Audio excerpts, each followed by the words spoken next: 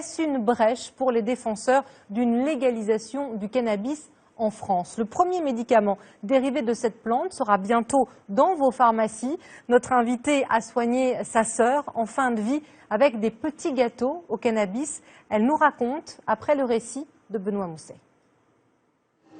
Le Sativex, un spray buccal à base de cannabis, le premier médicament du genre autorisé en France.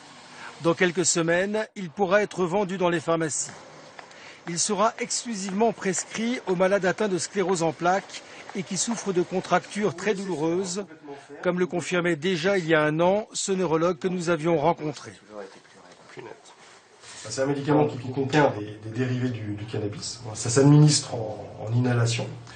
Alors, on ne retrouve pas les effets récréatifs du cannabis, ne serait-ce que parce que les doses n'ont rien à voir, sont beaucoup plus faibles. Il n'y a pas non plus de dépendance ou d'accoutumance, il n'y a pas de syndrome de sevrage, on peut l'arrêter quand on veut. D'accord. Depuis longtemps, le cannabis thérapeutique est légalisé et toléré dans de nombreux pays européens. La mise sur le marché du Sativex, un produit extrait du chanvre, a seulement été autorisée en France l'an dernier par le ministère de la Santé. Son usage sera réglementé et restreint. La seule indication pour le Sativex, et c'est la même partout en France et en Europe, exactement la même partout en France et en Europe, c'est uniquement les contractures musculaires, donc la spasticité dans la sclérose en plaques.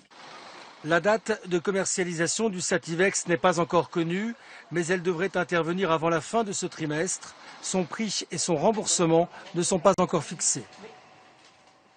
Bonsoir Martine Chartel, vous êtes infirmière à la retraite, vous avez publié Cannabis sur ordonnance pour garder le goût de vivre jusqu'au bout. C'est aux éditions Albin Michel. On va parler bien sûr de votre relation et de ce que vous avez fait pour votre sœur. Mais d'abord votre réaction, est-ce que vous saluez l'arrivée bientôt en pharmacie du Sativex, médicament donc dérivé du cannabis?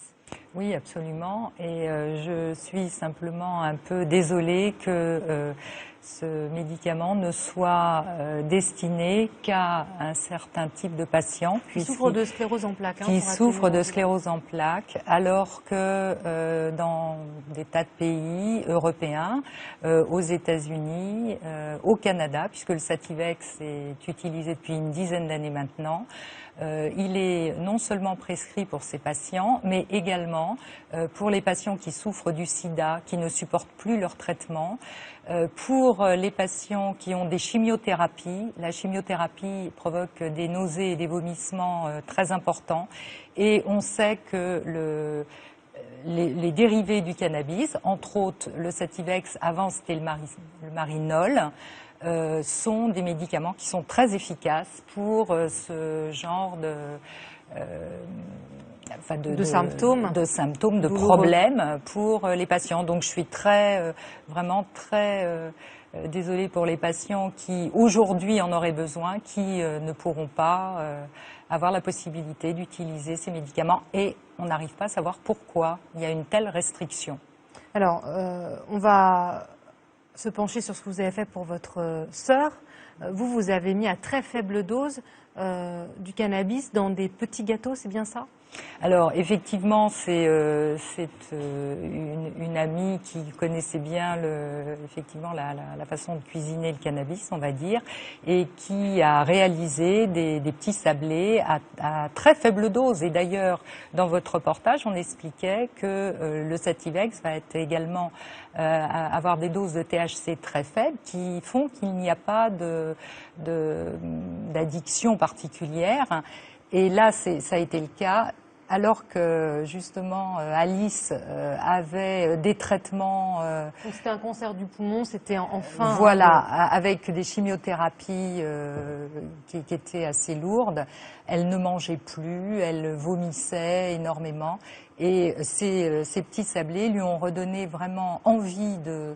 D'abord, elle n'avait plus de vomissement, le fait qu'elle prenne ces petits gâteaux. Ensuite, ça lui a redonné envie de manger.